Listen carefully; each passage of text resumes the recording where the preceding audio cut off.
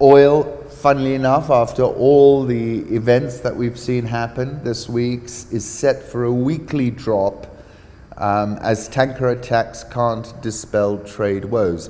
So we're down about just less than 0.5% at the moment today. And obviously we've had a very big correction, more than about 24% from the top.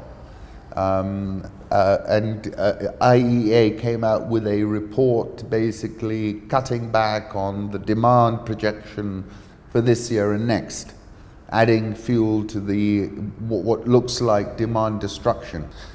Petrometrics, for now, the real story of the day is that blowing up ships near Hormuz gives you only $1 a barrel and from technically oversold price levels.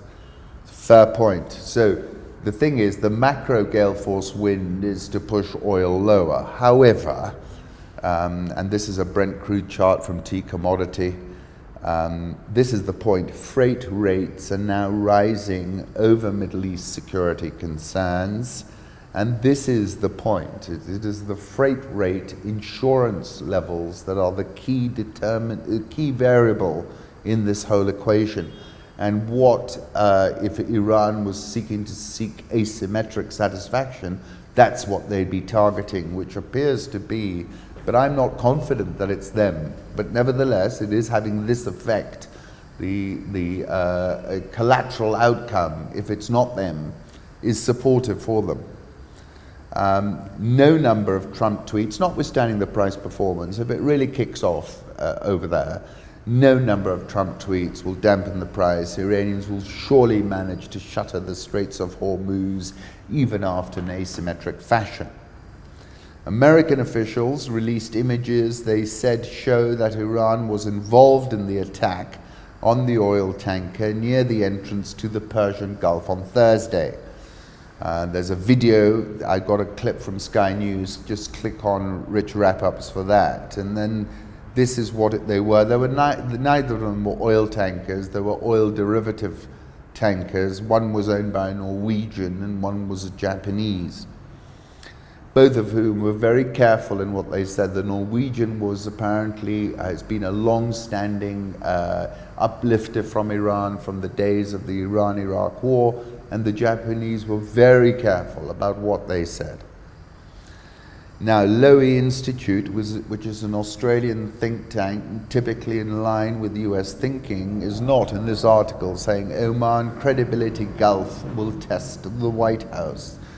Gulf of Tonkin comes to mind. For the US to directly accuse Iran of attacking oil tankers just outside the heavily congested, economically critical and strategically vital waters of the Persian Gulf, well, it ought to be a big deal, a really big deal. And the writer's asking why it isn't. And these reported attacks on Japan-related tankers occurred while Prime Minister Shinzo Abe was meeting with the supreme leader for extensive and friendly talks. Javad Zarif, suspicious, doesn't begin to describe what likely transpired this morning.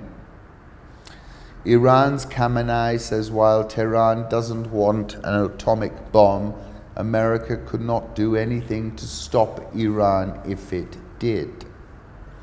To Abe, Khamenei, we have no doubt in Abe Shinzo's goodwill and seriousness.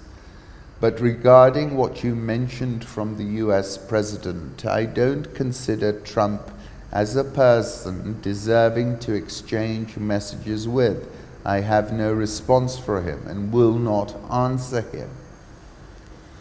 Our problem with the US is not the issue of regime change, because even if they pursue such a thing, they won't be able to achieve it, he said, just as previous US presidents tried in vain to destroy the Islamic Republic over the past 40 years.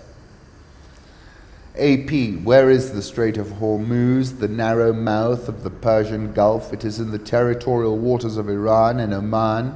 Narrows Point is 33 kilometers wide. The width of the shipping lane is only 3 kilometers. Flows into the Gulf of Oman, where ships then travel to the rest of the world. The strait is viewed as an international transit route. 1/3 of all oil traded by sea, which amounts to 20% of all oil traded worldwide, passes through the strait. It's a geo-economic choke point. Now, keep an eye on that. So as we said, oil, the purest proxy, other than gold, geopolitical proxy, but the issue here is the global economic slowdown. Will it overwhelm the geopolitical concerns? The interesting thing is, I think from trading perspective, it's all about what I call spike risk.